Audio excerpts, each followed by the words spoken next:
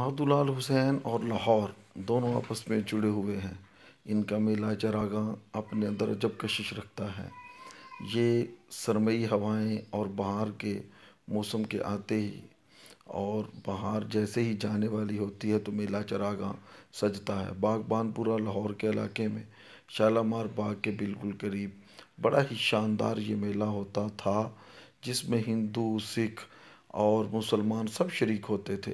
ये रिंद बादा ख़ार सूफ़ी मिजाज शाह हुसैन लाहौरी वो पंजाबी काफ़ी का भी बानी है। इसने अपनी शायरी के ज़रिए इंसान दोस्ती का दर्स दिया।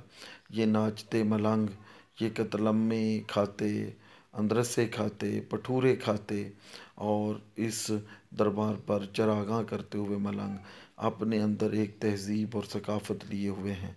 उसकी वजह यह है कि वो जुड़त जो इन सूफ़ियों ने बरसगीर के मुआशरे में कायम की थी, शायद कोई और ना कर सका। आज नफ़रतों की जो दीवारें हैं वो इन्हीं सूफ़ियों के दर्स को भुलाने की वजह से हैं। मेला चरागाह के साथ ही बिल्कुल शानदार तरीके से बसंत का भी एहतमाम होता था। ये मेला चरागाह बागबानपुरा से दिल्ली गेट तक हर तरफ चरागाह ही चरागाह होती थी। अब इसके रंग भी मांद पड़ गए, गलियों में खो गया। और अब इस वीडियो के आखिर पर आप धमाल देखिए, डोल देखिए, लुत्फ़